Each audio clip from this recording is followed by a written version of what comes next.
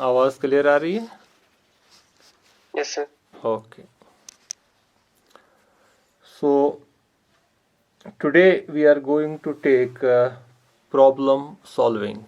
That is another unit because yes last time we were discussing about task management, yes and sir. problem solving is one of the very vital approaches that is always sought by the employers whenever they are recruiting people. They try to assess the problem solving ability in the candidates. Yes sir. So mostly such skill is included under the soft skills, because when we talk about skills, we talk about soft skills, we talk about hard skills. So hard skills are which are quite technical in nature. Suppose if anybody is associated with any profession, so hard skills will be those skills which are directly associated with his profession. But when we talk about the soft skills, they are not directly associated with his profession, but they are the skills by virtue of which there is the productivity, there is the utility of making use of even the hard skills. जैसे हम अभी बात करेंगे problem solving की. Problem solving skill में ये चीज़ आता है कि सपोज कोई एम्प्लॉई है किसी ऑर्गेनाइजेशन में, और on day to day basis उसको कभी कोई दिक्कत आती है, वो किस हद तक उस दिक्कत को खुद मैनेज कर सकता है without bothering the higher management. Otherwise उसको क्या होता है कि मामूली सी बात पे वो मैनेजमेंट को पूछेगा कि यहाँ पे क्या करें, यहाँ पे ऐसा हुआ, मैं क्या करूँ, इज़न्ट इट. लेकिन जो कॉरपोरेट कल्चर है वहाँ पे वो चीज़ भी लाइक नहीं करते हैं, क्योंकि उससे क्या होता है, उससे एंगेज रहता है हायर आर्की, जो मैनेजमेंट में जो अपर लेयर्स हैं, वो फिर ज़्यादा अगर हर किसी बात पे उनको पूछा जाएगा कि यहाँ पे क्या करेंगे, यहाँ पे ऐसा हुआ, आप क्या करेंगे, तो उससे प्रोडक्टिविटी जो ओवरऑल है ऑर्गेनाइजेशन की वो कम होती है. तो जहाँ पे प्रॉब्लम सॉल्विंग अप्रोच होता है किसी शख्स में, वो ऐसी छोटी छोटी प्रॉब्लम्स को अपनी लेवल पे खुद ही टैकल करता है. Are you getting this point? मैं आपको ऐसे एग्जाम्पल बताऊंगा कि सपोज कोई ऑर्गेनाइजेशन में कोई काम करता है, तो अब उसको कुछ प्रॉब्लम आ गई, वहाँ पे कोई चीज़ उसको अंडरस्टैंड नहीं कर पाया. Yes sir. तो एक ऑप्शन है उसको कि वो जो उसका सीनियर है वो उसको फ़ोन करे, वो उसके पास जाए और उससे पूछे कि यहाँ पे मैं क्या करूँ. क्या है? दूसरा चीज़ है कि वो अपनी लेवल पे देखेगा कि उसको हल करने की कोशिश अपनी लेवल पे कर लेगा. तो प्रॉब्लम सॉल्विंग अप्रोच जो होता है उसमें ये चीज़ है कि वो पहले उस चीज़ को अपनी लेवल पे हल करने की कोशिश करता है. So that is called as rubber duck problem solving. क्या कहते हैं उसको? Rubber duck problem solving. Rubber duck problem solving में वो उसका अप्रोच ये रहता है कि वो देखता है कि वो उसको पहले एनालाइज करता है प्रॉब्लम को, वो अंडरस्टैंड करने की कोशिश करता है, ताकि उसका वो खुद ही कोई सोल्यूशन तलाश कर सके। सपोज वो उस चीज़ को गूगल करने की कोशिश करेगा, सर्च करते हैं ना गूगल पे। Yes sir. सपोज कोई स्टूडेंट है, उसको कोई चीज़ समझ में नहीं आता है फॉर एग्जांपल, यस सर। तो पहले वो ये कोशिश करेगा कि उस चीज़ को अंडरस्टैंड करने के लिए वो गूगल भी यूज़ कर सकता है। Yes sir. सपोज कोई वर्ड है, पर्टिकुलर वर्ड, अब उसका मीनिंग उसको पता नहीं है। एक स्टूडेंट उस वर्ड के मीनिंग को के लिए डिक्शनरी भी यूज़ कर सकता है, right? Yes sir. Yes sir. Suppose किसी को कोई वर्ड है, इम्पेरेटिव है, कुछ है, अब उसको इसका मीनिंग नहीं पता है, तो एक स्टूडेंट है जो इस वर्ड को मीनिंग देखने, इसका वर्ड का मीनिंग देखने के लिए डिक्शनरी का यूज़ करेगा या गूगल सर्च पे देखेगा कि ये क्या होता है। Yes sir. तो जो इजी चीज़ है, जो वो खुद मैनेज कर सकता है, कोई एम्प्लॉई इस तरीके से, जैसे इस स्टूडेंट ने इस छोटे से चीज़ को खुद ही सॉल्व किया, अब इसको यस सर। अब इस वर्ड का मीनिंग पूछने के लिए टीचर को क्यों बॉदर करना है, इजंट इट? Yes sir. क्योंकि टीचर के साथ ही Yes, sir. कोई ऐसा चीज़ डिस्कस कर सकता है जो उसको डिक्शनरी में नहीं निकलेगा। वो टाइम वो उस चीज़ को टीचर के साथ वो चीज़ डिस्कस करेगा जो चीज़ का मीनिंग उसको डिक्शनरी में नहीं मिलेगा, या जहाँ पे उसको गूगल सर्च भी हेल्प नहीं कर सकेगा, जिसको वो खुद Yes, sir. गूगल सर्च से अंडरस्टैंड नहीं कर Doubt पाएगा, clear. Isn't it? Yes, sir. तो दैट मीन्स Yes, sir. उसने अच्छा यूज़ किया अपने टीचर का। इसी तरीके से एक ऑर्गेनाइजेशन में कोई एम्प्लॉई होता है जो छोटी सी मसले के लिए मैनेजर को यूज़ करता है, सर यहाँ पे क्या करें, Yes, sir. और मैनेजर को के अंडर और भी बहुत लोग आते हैं, उसको बहुत सारा काम होता है। जब छोटे छोटे लोगों कामों पे मैनेजर का वो टाइम ले, तो उससे ऑर्गेनाइजेशन की प्रोडक्टिविटी कम होगी या ज़्यादा होगी? उससे ऑर्गेनाइजेशन की प्रोडक्टिविटी कम होगी, क्योंकि मैनेजर का जो कीमती वक्त है वो उन चीज़ों के लिए वेस्ट हो रहा है जिन चीज़ों के लिए वो खुद भी कर सकता था टैकल। Yes, sir.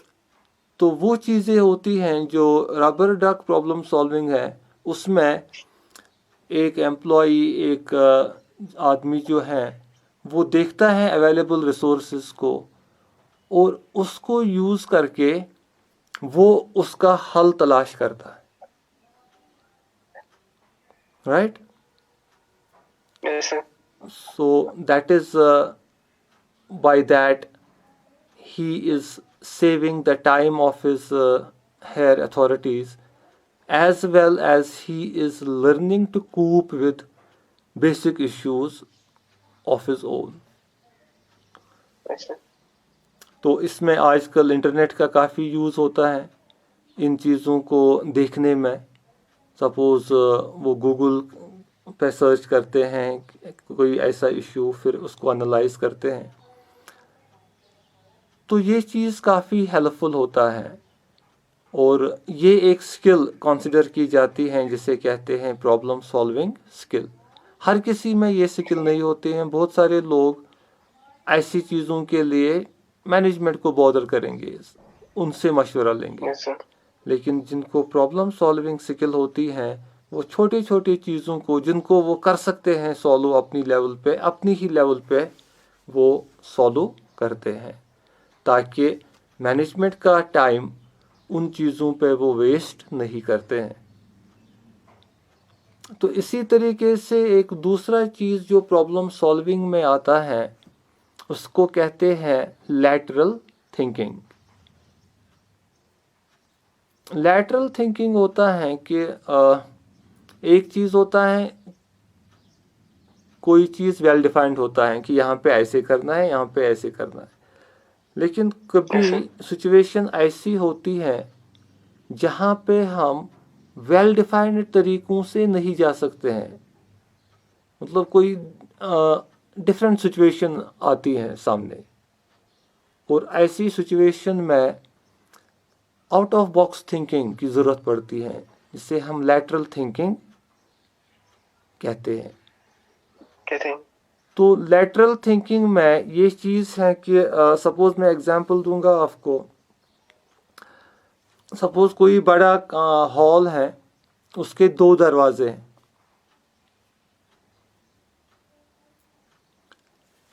तो एक एग्जिट पे जो है जहाँ से एक एग्जिट है उस हॉल की, तो वहाँ से जो मतलब कॉरिडोर है जहाँ से आप उसको चलना है निकलने के लिए, उस कॉरिडोर में एक कोबरा है, पॉइजनस कोबरा। और जो दूसरा एग्जिट है जहाँ से एक और कॉरिडोर है, तो वहाँ से मतलब सन हॉट फर्नेस है, मतलब एक ऐसी पैसेज है वो जो काफ़ी गर्म है, जिससे चलने से, क्योंकि उस पर पूरा वो सूरज की किरणें पूरी उस पर आती हैं, उस फर्नेस जैसी हैं वो, मतलब जैसे होती है ना जब काफ़ी गर्मी होती है, 47 डिग्री टेम्परेचर, 50 डिग्री टेम्परेचर होता है। Yes, sir. फिर नीचे से कोई ऐसी पैसेज हैं जो टीन की हैं या कुछ हैं, जहाँ से आदमी चल ही नहीं Yes, sir. सकेगा। तो Yes, sir. दूसरी एग्जिट से जो कॉरिडोर हैं वो वैसा है, वैसी ही पैसेज है, वैसी ही हॉट फर्नेस है, जिस पे पूरा Yes, वो sir. सूरज की धूप का इम्पैक्ट है, बहुत गर्म है। तो अब जो आदमी इस हॉल में है, इसको अब यही 2 एग्जिट्स हैं, ये किस एग्जिट को यूज करे, कोबरा वाली एग्जिट या हॉट फर्नेस वाली एग्जिट?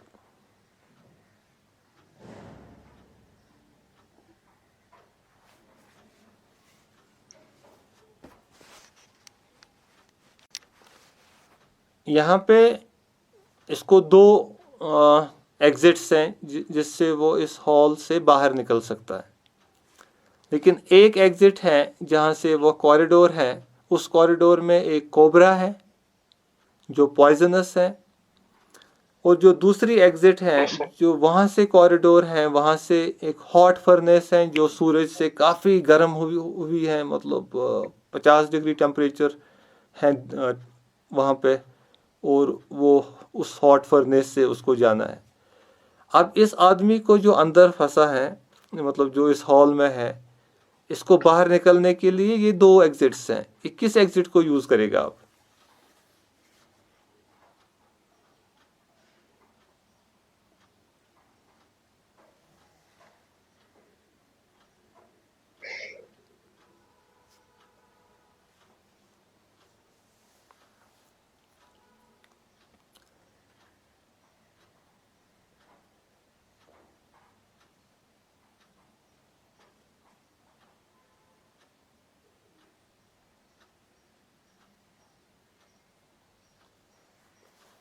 यहाँ पे लैटरल थिंकिंग चलती है, क्योंकि अब सपोज Yes, sir. ऐसी सिचुएशन में ये सोचेगा, मतलब he has to think, Yes, sir. क्योंकि इसको जो डिसीजन लेना है, क्योंकि ये इसके लिए प्रॉब्लम है अब, क्योंकि वहाँ से निकलेगा कोबरा है, यहाँ से निकलेगा तो सूरज की तपतपाती हुई फर्नेस से निकलना है। लेकिन Yes, sir. यहाँ पे एक लैटरल थिंकिंग अप्रोच जिसमें होगा, वो आउट ऑफ बॉक्स सोचेगा। यहाँ पे वो सोचेगा कि अगर मैं वो वाली एग्जिट यूज़ करूँ, वहाँ पे कोबरा है, तो कोबरा काट सकता है और पॉइजनस है, इजंट इट? और वो सोचेगा अगर यहाँ से निकलूँगा तो यहाँ से पैर भी जल जाएंगे और जब बहुत प्रॉब्लम हो जाएगी, क्योंकि हॉट फर्नेस से जाना है, सूरज की पूरी हीट उसने अब्जॉर्ब की है। लेकिन लैटरल थिंकिंग से इसके माइंड में ये आ जाएगा कि जो हॉट फर्नेस है वो किससे हॉट हुई है? सनलाइट से, इजंट इट? लेकिन सनलाइट Yes, sir. एक पर्टिकुलर टाइम तक रहती है, Yes, sir. सन सेट हो गया तो सनलाइट खत्म, उसका ताकत खत्म हो गया, इजंट इट? तो लैटरल थिंकिंग अप्रोच sir. से ये सनसेट का वेट कर लेगा, सनसेट हो गई तो वो पैसेज चलने के लायक बन जाएगी, Yes, sir. isn't it? So that means he will take that exit which is the hot sun furnace, isn't it? Because उसमें ये अल्टरनेटिव है कि सूरज सन सेट हो जाएगा तो वो वहाँ से जा सकता है, लेकिन वहाँ से तो कोबरा बस सो जाएगा, या अगर वो सो जाएगा इसको कहाँ पता है वो सो गया या कुछ, वहाँ से खतरा कंटिन्यू रहेगा, लेकिन यहाँ से खतरा टल गया सनसेट के साथ। तो this is actually lateral, this is lateral thinking. ऐसी ऐसी जो सिचुएशंस आती हैं ऑर्गेनाइजेशंस में, तो वहाँ पे कभी लैटरल थिंकिंग यूज़ करने से कोई प्रॉब्लम सॉल्व होती है। फिर उसके अलावा कभी ट्रायल एंड एरर मेथड को यूज़ करना पड़ता है, ट्रायल एंड एरर मेथड। कभी जिसमें थोड़ी रिस्क भी रहती है ट्रायल एंड एरर में, लेकिन वो रिस्क कैलकुलेटेड रहती है। जैसे कि हम बात करेंगे, सपोज जब कोई साइंटिस्ट कोई चीज़ ईजाद करने की कोशिश में होता है, तो पहले जब वो एक्सपेरिमेंट करता है तो बहुत सारे एक्सपेरिमेंट फेल भी होते हैं। सपोज अभी Yes, हम sir. अभी इस वक्त साइंटिस्ट कोशिश करते हैं कोविड-19 को वैक्सीन तैयार करने की, तो Yes, sir. इस वक्त वो ट्रायल एंड एरर मेथड का यूज़ करते हैं। Yes, sir. आपने भी सुना होगा कि कितने कोशिशें हो गई वैक्सीन बनाने की, फेल हो गई। परसों एक लेबोरेटरी टेस्ट कर रही थी मंकीज़ पे वैक्सीन, जो मतलब जिनको कोविड पॉजिटिव वो उनको लेबोरेटरी में किया गया, उसके बाद उनको वैक्सीन से देखते थे कि कितना कैसे वो रेस्पॉन्ड करे। या इसी तरीके से वो बाकी जो लैब में वो रखते हैं रैबिट्स या बाकी सारी चीज़ें, उस पर वो देखते हैं उसका इम्पैक्ट। Yes, sir. तो that is trial and error method. वो ट्राई करते हैं, फिर देखते हैं कि कितना एरर है। और कभी क्या होता है, कभी उसी में वो ट्रायल उनका सीधे होता है जिसमें कोई एरर नहीं है, तो फिर वो पूरी तरीके से रिलायबल वैक्सीन या रिलायबल मेडिसिन बन जाता है। आप sir. देखते हैं जो डॉक्टर ये साइंटिस्ट जो हैं, केमिस्टिस्ट जो हैं, जब वो एंटीबायोटिक्स को डेवलप करते हैं तो पहले वो उनका इम्पैक्ट देखते हैं लेबोरेटरीज में। रोडेंट्स यूज़ करते हैं, उसमें जो रैट्स होते हैं, या और रैबिट्स यूज़ करते हैं, तो उन पे वो देखते हैं कि इस एंटीबायोटिक का क्या इम्पैक्ट रहेगा। उसके बाद वो ह्यूमन कंजप्शन के लिए यूज़ होता है। तो उस ट्रायल एंड एरर के थ्रू ही वो एक सक्सेसफुल एंटीबायोटिक डेवलप करते हैं जो पर्टिकुलर डिसीज़ को क्योर करने में काम आते हैं। तो that is trial and error method. इसी तरीके से ऑर्गेनाइजेशंस में ये मेथड यूज़ किया जाता है, ट्रायल एंड एरर ट्राई करते हैं, और फिर अगर एरर हो उसमें हो तो फिर उसका यूज़ बंद करके कोई दूसरा मेथड यूज़ करने की कोशिश करते हैं। लेकिन ज़रूरत पड़ती है ट्रायल की, क्योंकि तभी वो उस प्रॉब्लम का सलूशन ढूंढ सकते हैं, राइट? Yes, sir. तो ये चीज़ें जो हैं, ये जब हम प्रॉब्लम सॉल्विंग की बात करते हैं, अब जो इसमें स्टेप्स हैं, ये तो हमने ऐसे बात की कि जो एक इनफॉर्मल लेवल पे कैसे एक आदमी प्रॉब्लम के साथ निपटता है, लेकिन जब हम एक फॉर्मल प्रोसीजर देखते हैं प्रॉब्लम सॉल्विंग के लिए, तो उसमें सबसे पहले ये चीज़ होता है कि जो प्रॉब्लम है उसको पूरी तरीके से एनालाइज करना पड़ता है. Yes, sir. प्रॉब्लम को एनालाइज करना बहुत इम्पोर्टेंट है, क्योंकि बहुत सारी चीज़ें ऐसी होती हैं जो देखी गई हैं, जिन पर काफ़ी लोगों ने काफ़ी काम किया, लेकिन बेसिकली वो प्रॉब्लम ही नहीं होती. अगर हम उस चीज़ को सॉल्व करने की कोशिश कर लेंगे, उस चीज़ के सॉल्यूशंस को देखने की कोशिश करेंगे जो प्रॉब्लम ही नहीं होगी, तो उस सूरत में क्या होगा? What will happen in that case?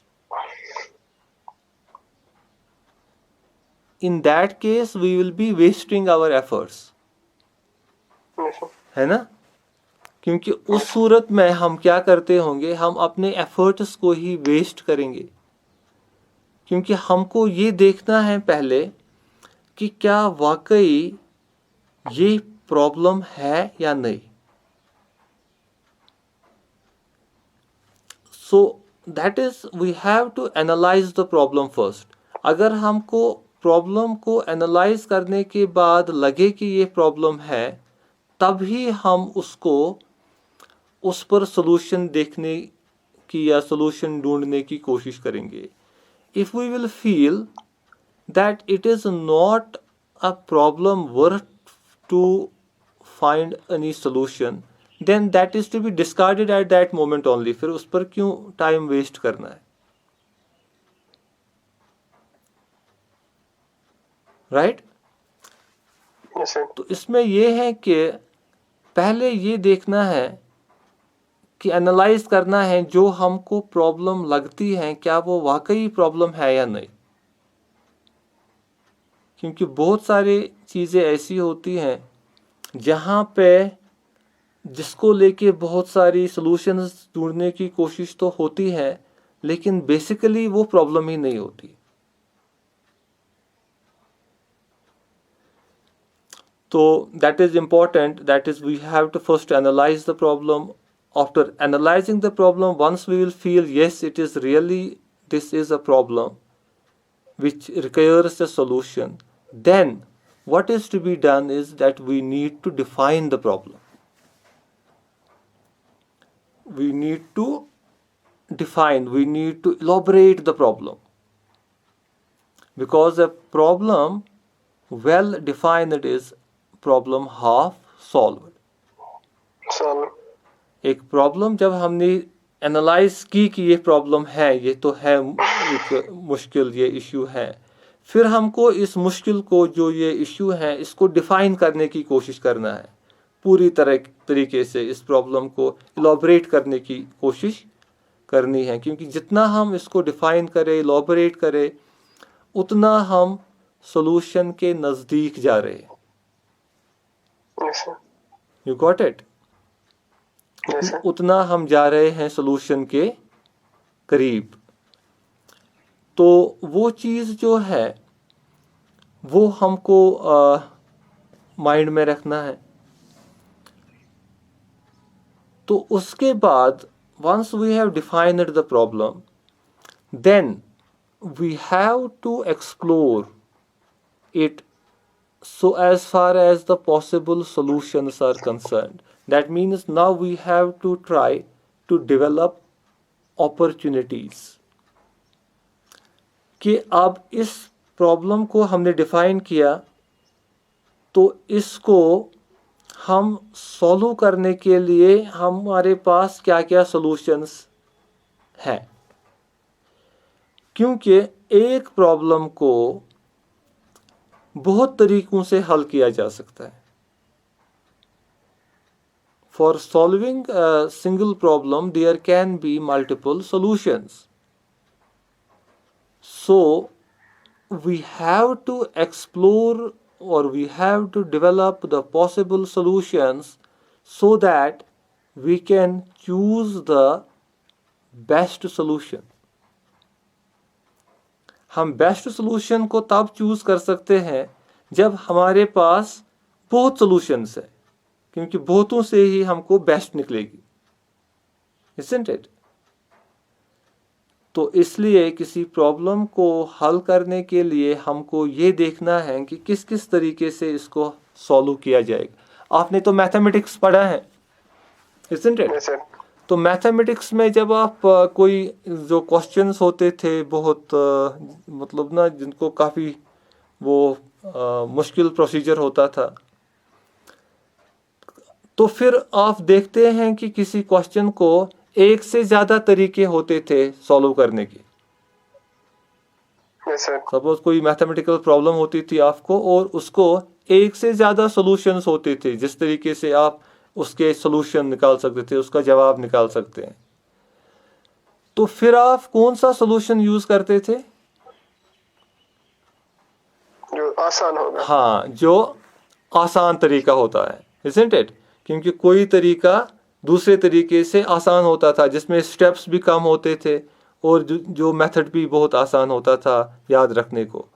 तो आप प्रेफर करते थे वो तरीका यूज़ करना जो इजी हो। तो इसी तरीके Yes, sir. से जो प्रॉब्लम्स होती हैं ऑर्गेनाइजेशंस में, उनको सॉल्व करने के लिए भी एक से ज़्यादा सॉल्यूशंस हो सकती हैं। तो उसके लिए आप वो पॉसिबल सॉल्यूशंस देखते हैं पहले कि क्या क्या पॉसिबल सॉल्यूशन है, और फिर पॉसिबल सॉल्यूशन से आप जो बेस्ट सॉल्यूशन है वो सिलेक्ट करते हैं। Yes, sir. जो बेस्ट सॉल्यूशन है वो फिर आप सिलेक्ट करते हैं, ताकि बेस्ट सॉल्यूशन से आप ऑर्गेनाइजेशन का टाइम बचाते हैं, ऑर्गेनाइजेशन के रिसोर्सेज बचाते हैं।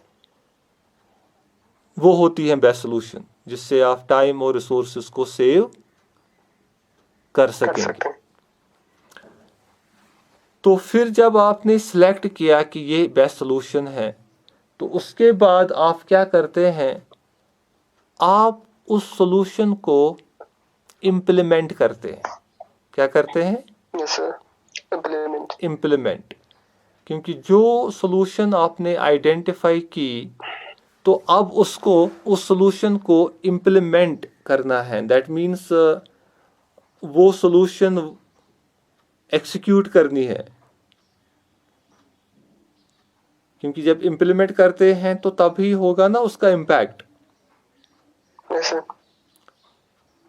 तो इम्प्लीमेंट जब होती है वो सॉल्यूशन, इम्प्लीमेंट के बाद आप उसको इवैल्यूएट करते हैं, मॉनिटर करते हैं, उसको Yes, sir. देखते हैं कि वाकई जिस तरीके से हमने सोचा था इसको इम्प्लीमेंट करने का, उसी तरीके से ये हो रहा है या नहीं।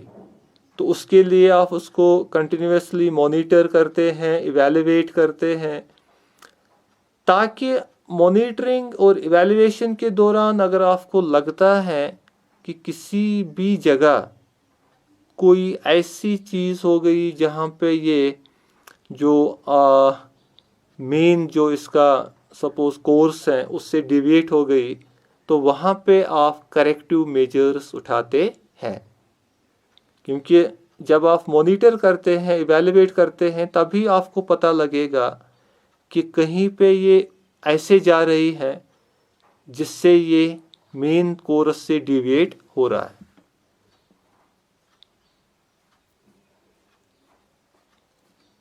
समझ आ रहा है आपको? Yes, sir. तो ये है steps in solving a problem. That means you need to analyze the problem, you need to define the problem, you need to develop opportunities or possible solutions. After that, the next step is to select the best solution. After selecting the best solution, you have to implement the solution. And after implementing the solution, you have to continuously monitor and evaluate it, so that you will be able to take corrective measures if required. फिर अगर कोई corrective measure उठाने की ज़रूरत पड़ी तो आप वो चीज़ कर सकते हैं। राइट? Yes, sir.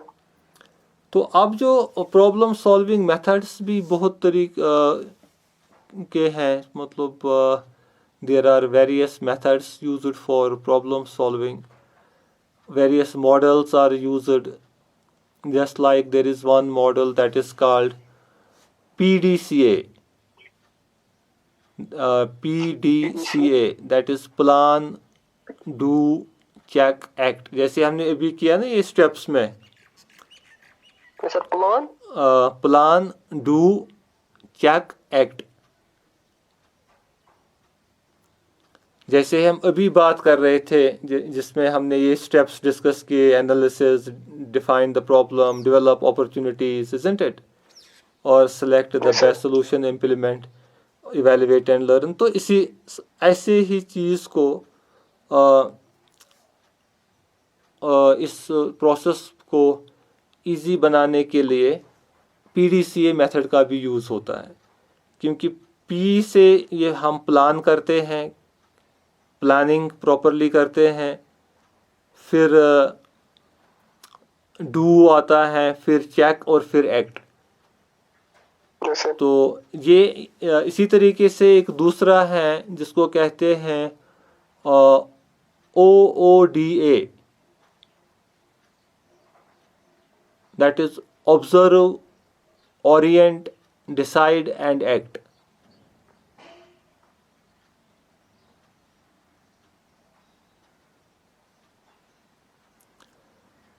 तो ये कुछ प्रॉब्लम सॉल्विंग मेथड्स हैं, जैसे ऑब्जर्वेशन, पहले ऑब्जर्व करना किसी चीज़ को, फिर ओरिएंटेशन, ओरिएंट, फिर उसको एक डायरेक्शन देना, फिर डिसाइड, फिर डिसीजन लेना एंड एक्ट. तो इसी तरीके से प्रॉब्लम सॉल्विंग के लिए काफ़ी स्ट्रैटेजीज का भी यूज़ होता है. जैसे स्ट्रैटेजीज में हमने उससे पहले मैंने आपको बताया वो lateral thinking, that is also one of the strategies, isn't it? या वो रबर डक प्रॉब्लम सॉल्विंग की हमने बात की. तो इसी तरीके से और स्ट्रैटेजीज हैं जिसको हम एब्स्ट्रैक्शन कहते हैं. एब्स्ट्रैक्शन में जो सॉल्यूशन है वो पहले एक मॉडल पे यूज़ होता है. जैसे हम बात कर रहे थे ना अभी ट्रायल एंड एरर की, ट्रायल एंड एरर मेथड की जब हम बात कर रहे थे, तो ट्रायल एंड एरर में हमने देखा कि उसमें कुछ ऐसी चीज़ें होती हैं ट्रायल एंड एरर मेथड में कि जहाँ पे रिस्क फैक्टर है. सपोज़ मैंने आपको एग्जांपल दी मेडिसिन की, सपोज़ एंटीबायोटिक है. अब अगर ये सीधे किसी ह्यूमन बीइंग को देंगे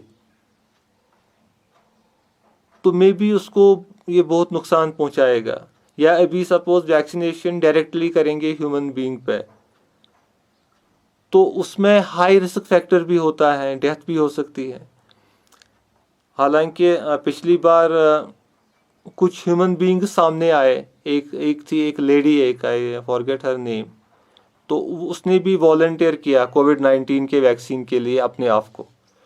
तो उसने बोला कि I volunteer myself for this vaccine for trial vaccine में तो आसान चीज़ है, क्योंकि ट्रायल वैक्सीन में आदमी की डेथ हो सकती है या आदमी को कुछ भी हो सकता है. तो अब वो लेबोरेटरी एनिमल्स पे यूज़ करते हैं, वो लैब में इन्होंने कल्टिवेट मतलब रेयर किए होते हैं, मोस्टली माइस होते हैं, रोडेंट्स या रैबिट्स होते हैं, तो उन पे टेस्ट करते हैं. लेकिन अब डेफिनेटली जो माइस का या रैबिट का इम्यून सिस्टम है वो मत पूरा है जैसे ह्यूमन बीइंग का है. तो वो चीज़ उस पे जो इम्पैक्ट दिखाएगा ज़रूरी नहीं है कि ह्यूमन बीइंग पे भी वो वैसा ही इम्पैक्ट दिखाएगा. तो Yes, sir.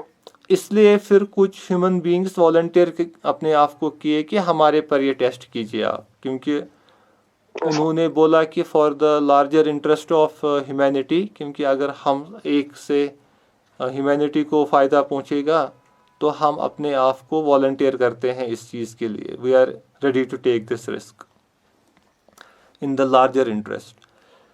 तो अब जब सपोज उस एक ह्यूमन बीइंग पे जिसने वॉलंटियर किया उस पे अब ये वैक्सीन पहले यूज़ किया जाएगा ताकि देखा जाएगा कि उस पर कितना कैसा इम्पैक्ट होगा इसका.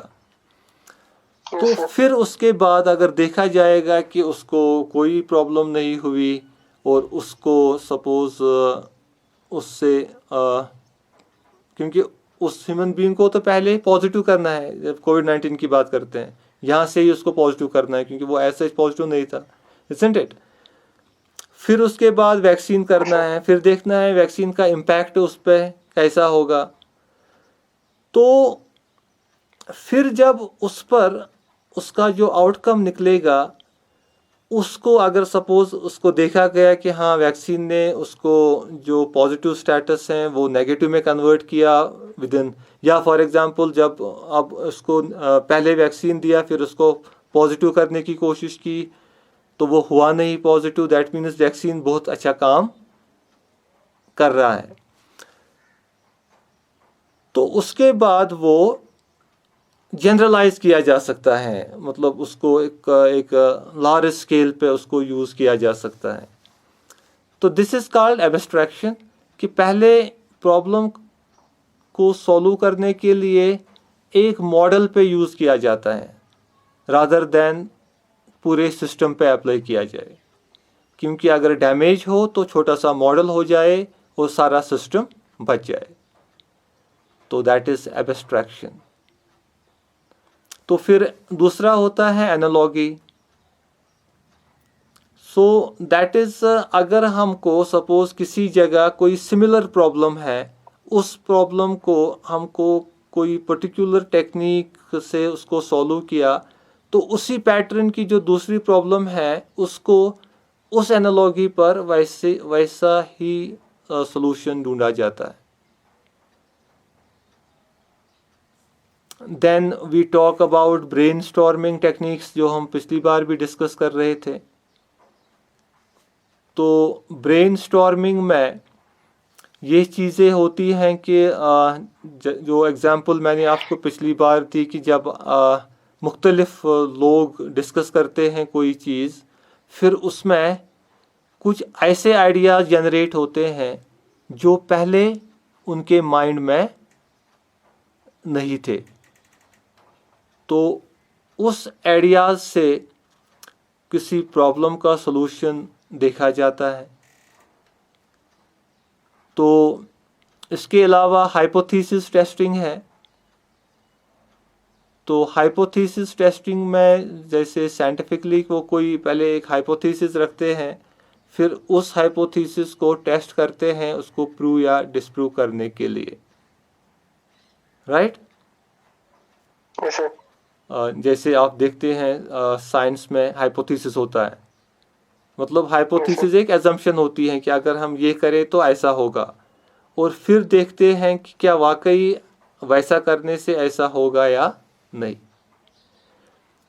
और उसके अलावा प्रॉब्लम सॉल्विंग स्ट्रेटजीज में ये देखा गया है कि कभी इंसाइटिंग जिसे कहते हैं, इंसाइट सॉल्यूशन जिसे हम कहते हैं, तो वो है कि कभी किसी प्रॉब्लम का सडन सॉल्यूशन निकलता है. जो लॉन्ग वैक्सिंग प्रॉब्लम होती है तो कभी उसका सडन सॉल्यूशन निकलता है, किसी को माइंड में कोई आइडिया आता है अचानक और वो उस प्रॉब्लम का सॉल्यूशन बन जाता है. That is called insight. That is called insight. जैसे कि ये शायद आपने भी सुना होगा कि बेंजीन का जब स्ट्रक्चर दिया गया, केमिस्ट्री में आपने पढ़ा होगा ना बेंजीन है सर. हाँ, तो कहते हैं कि जिसने उसका स्ट्रक्चर दिया तो वो उसको मतलब आइडिया ही नहीं आता था कि बेंजीन को कैसे स्ट्रक्चर दे. फिर वो एक बार सो रहा था और नींद में उसने सांप देखा है. He saw a snake in his dream. और उस सांप ने उसके सपने में एक ऐसी शक्ल, सांप होता है ना बहुत फ्लेक्सिबल, अच्छा। तो उसने बॉडी की शेप ऐसी की तो वो जाग गया और बेंजीन का स्ट्रक्चर बन गया. अच्छा। तो that is called insight. Insight is the sudden solution to a long vexing problem. वो कभी आपने को भी दे, अगर सपोज कभी कोई चीज़ आपको माइंड में कभी कोई आइडिया आता है किसी जो प्रॉब्लम को सॉल्व करने का, अचानक आपको माइंड में आता है कि इसको ये करे, isn't it? So that is called insight. तो वो भी होता है, मतलब ये भी देखा गया है बहुत सारे केसेस में जहाँ पे कोई सडन सोल्यूशन निकला किसी प्रॉब्लम का, किसी के माइंड में कोई ऐसा आइडिया आके. That is called insight. Are we connected? Because nowadays artificial intelligence has also a very important role to play in problem solving. आजकल जो है ना कंप्यूटर प्रोग्रामिंग, तो उसमें आर्टिफिशियल इंटेलिजेंस का भी काफ़ी इम्पोर्टेंट रोल है, क्योंकि बहुत सारी प्रॉब्लम्स जो फोरकास्ट होती हैं, चाहे वो मैन्युफैक्चरिंग हो, चाहे वो बाकी सारी इश्यूज़ हो, तो उसमें उन प्रॉब्लम्स को सॉल्व करने के लिए आर्टिफिशियल इंटेलिजेंस का यूज़ होता है. जैसे अभी हम बात करते हैं टूरिज़्म की, तो टूरिज़्म में सपोज़ जो आजकल की प्रॉब्लम है सोशल डिस्टेंसिंग, है ना? Yes, sir. तो सोशल डिस्टेंसिंग की वजह से इस वक्त सारी जो इकोनॉमिक एक्टिविटीज़ हैं लगभग बैठ गई हैं. अब बहुत सारी इकोनॉमिक एक्टिविटीज़ आहिस्ता आहिस्ता से स्टार्ट हो गई, जैसे मैन्युफैक्चरिंग है या बाकी, लेकिन टूरिज़्म का अभी स्टार्ट होने का कोई अंदेशा नहीं लग रहा है. अब यहाँ पे, क्योंकि ये भी एक बड़ी प्रॉब्लम है for tourism industry, isn't it? कि now this is a very big problem for tourism industry. So इसमें अब देखना है कि now what can be done. तो इसमें आर्टिफिशियल इंटेलिजेंस का अब रोल प्ले हो सकता है. अब आपने देखा होगा, now we as this topic is now going for both fourth as well as six semester, because we have six semester students also here. तो अभी आप सपोज बात हम करते हैं, आपने भी सुना होगा आरोग्य सेतु ऐप. सुना आपने Aarogya Setu app? Have you heard about it? No, sir. अभी नहीं सुना आपने, आप सुनोगे कुछ दिनों में, क्योंकि ये ऐप लगभग गवर्नमेंट एम्प्लॉयज़ को तो सबको ये ऑलरेडी डाउनलोड करनी पड़ी, क्योंकि गवर्नमेंट का ऑर्डर आया. Yes, sir. तो प्राइवेट एम्प्लॉयज़ को भी करने पड़ी, उनको भी अपने अपनी एम्प्लॉयर्स का ऑर्डर आ गया. तो मुझे लगता है कि अब शायद बाकी लोगों को भी ये ऐप डाउनलोड करने की ज़रूरत पड़ेगी. तो इसमें क्या है एक्चुअली, इस ऐप में एक आर्टिफिशियल इंटेलिजेंस इंड्यूस की गई है एक किस्म की, क्योंकि ये जब आप अपने फ़ोन में ये ऐप डाउनलोड करते हैं तो फिर आपका ब्लूटूथ आपको ऑन रखना है, क्योंकि तभी उस ऐप का बेनिफिट पूरा आ जाएगा. फिर जब भी कोई सपोज कोविड-19 वाला पॉजिटिव केस होगा किसी एरिया में, तो उसकी नोटिफिकेशन आपको आ जाएगी. या फॉर एग्जांपल कमिंग टाइम्स में सपोज कोई ट्रेन में चढ़ेगा और उस ट्रेन में कोई दूसरा होगा, मतलब जिस पे कोई जिसके एरिया में कोविड पॉजिटिव केस था, जिसकी विसिनिटी में, तो वो अलर्ट करेगा यहाँ पे कि ऐसे कॉन्टैक्ट्स नज़दीक में हैं. या सपोज किसी को किसी एरिया में जाना है और उस एरिया में अगर कोई कोविड केस होगा तो उसको ये दिखाएगा विद इन 1 किलोमीटर किस साइड से कोई केस है, ताकि वो उस साइड से जाना अवॉइड करेगा।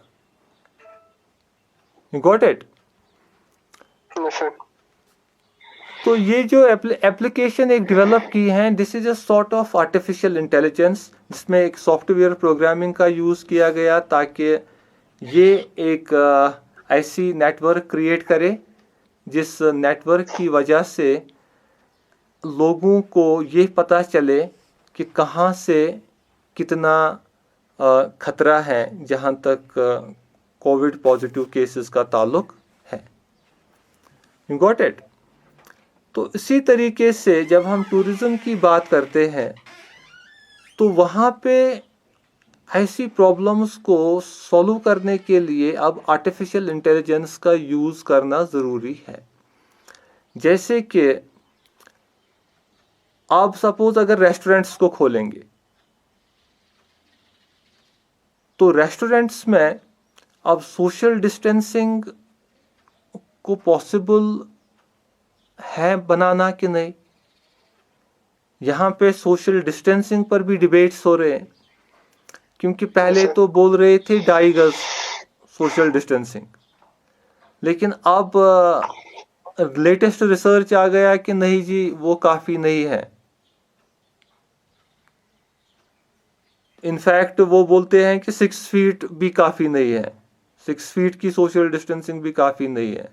तो अगर 6 फीट की सोशल डिस्टेंसिंग भी काफ़ी नहीं है तो फिर ट्रैवल कैसे पॉसिबल है, क्योंकि 6 फीट की डिस्टेंस को लेके कैसे गाड़ी में बैठेगा फिर 2 लोग। Yes sir. Yes sir. तो ये इश्यूज हैं अब। तो अब ऐसे चीज़ों में जब रेस्टोरेंट्स की हम बात करेंगे ओपन करने की, तो वहाँ पे फिर एक रेस्टोरेंट ओनर कितनी डिस्टेंस रखेगा table to table, isn't it? Yes sir. तो ये प्रॉब्लम्स हैं। अब उसके लिए आर्टिफिशियल इंटेलिजेंस का यूज़ करना इस हिसाब से ज़रूरी है कि एटलीस्ट अगर सपोज कोई इन्फेक्टेड केस अंदर ना आ जाएगा रेस्टोरेंट के अंदर, तो वो सेफ्टी है बाकी लोगों के लिए, isn't it? लेकिन the main thing is detection of the infected cases.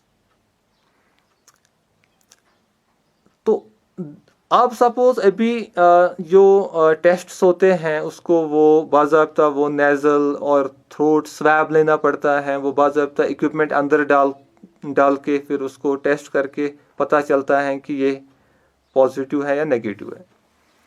लेकिन अब इस वक्त काम हो रहा है कोई ऐसा मेथड निकालने का जो जैसे थर्मल स्क्रीनिंग है।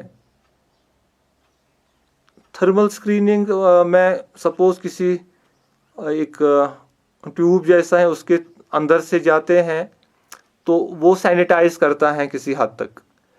लेकिन अब ऐसे ही चीज़ें देखते हैं, इस वक्त एक्सप्लोर करते हैं जिसमें आर्टिफिशियल इंटेलिजेंस का यूज़ करते हैं ताकि वो डिटेक्ट करे case without taking the swabs और दैट। सपोज कोई ऐसा जैसे वो होता है ना, आप देखते हैं एयरपोर्ट्स पे या किसी जगह जब वो तलाशी करते हैं या बहुत जगहों पे लगाते हैं वो मेटल डिटेक्टर्स, फिर उस मशीन के बीच में निकालते हैं और अगर किसी को कोई वेपन होगा या कुछ वो मशीन बज करती है तो उसको रोकते हैं। होती है ना वो मेटल डिटेक्टर, वो मशीन लगाते हैं वो जिसके थ्रू इंसान को वो बोलते हैं जाने के लिए। Yes sir. तो इस वक्त साइंटिस्ट एक्सप्लोर करते हैं कुछ ऐसे इक्विपमेंट्स जो डिटेक्ट करे इसको once a person will pass through it. That means at any case infected person will not get entry into the restaurant or hotel. Suppose अगर होटल में वैसा आप देखते हैं 5 स्टार होटल्स में सिक्योरिटी बहुत हाई होती है, क्योंकि वहाँ पे ये पता होता है कि किसी को जो अंदर गया उसको अब कोई खतरा नहीं है किसी का। लेकिन 5 स्टार में जब घुसते हैं तो वहाँ पर भी वो सिक्योरिटी चेक पॉइंट पे जो गेट होता है एंट्री पे वो मेटल डिटेक्टर लगा होता है। वो बाज़ाब्ता उसके थ्रू जब जाते हैं तो फिर पता है कि आप अंदर सेफ्टी है। तो उसी तरीके से अगर कोई ऐसा इक्विपमेंट बने जिसके थ्रू जो जाए वो पता है कि इसमें कोई प्रॉब्लम नहीं है, तो then that place can be safe. फिर अंदर उतनी सोशल डिस्टेंसिंग रखने की ज़रूरत नहीं पड़ेगी, क्योंकि आप पता है कि अंदर कोई इन्फेक्टेड केस नहीं गया। You got it? Yes, sir. तो these are the possible solutions. तब ही लोग यूज़ कर सकते हैं वो रेस्टोरेंट या वो होटल, जब उनको पता है कि हाँ अब हम यहाँ पे सेफ हैं, अब यहाँ पे कोई खतरा नहीं है इन्फेक्ट होने का। अब उनको पता है कि जब सुबह होटल में या रेस्टोरेंट में कुक अंदर आ गया या बाकी स्टाफ अंदर आ गया, वो भी इसी मशीन के थ्रू पास हो गए और इसने इंश्योर किया कि ये इन्फेक्टेड नहीं है, तो तभी वो एक सिक्योरिटी, एक सेफ्टी रहेगी उस हर किसी कस्टमर के माइंड में जो वहाँ पे वो सर्विस अवेल करने के लिए जाएगा। तो दैट इज़ एन एग्जाम्पल कि how artificial intelligence is used for solving the problems. तो आर्टिफिशियल इंटेलिजेंस आजकल बहुत ही ज़्यादा यूज़ होती हैं, क्योंकि आजकल सेंसर बेस्ड सिस्टम्स लगे होते हैं। आजकल आप देखते हैं कि गाड़ियों में भी कितनी आर्टिफिशियल इंटेलिजेंस का यूज़ होता है। आजकल आप देखते हैं कि आजकल गाड़ियों में रिवर्स पार्किंग सेंसर्स लगे होते हैं। जब गाड़ी रिवर्स करते हैं तो अगर पीछे से सपोज कोई ऑब्स्टैकल है या कोई चीज़ है जिसके साथ गाड़ी को लगने का अंदेशा है, तो गाड़ी बज़ करती है उससे पहले ही कि उसके साथ गाड़ी कोलाइड हो या स्क्रैच लगे, तो गाड़ी बज़ करती है कि दैट मीन्स आप रिवर्स ध्यान से चलाओ, क्योंकि पीछे आपकी गाड़ी किसी चीज़ के साथ लगने वाली है। तो वो आर्टिफिशियल इंटेलिजेंस है गाड़ी में कि वो आपको कोलाइड होने से पहले ही आपको वो बज़ देती है कि पीछे कोलाइड होने का खतरा है। तो ये चीज़ें जो हैं ये प्रॉब्लम सॉल्विंग में आती है, right? So with this we conclude the topic, and now it is open for discussion. Anything you want to ask or know more about, you can discuss. Yes, sir. Okay, take care.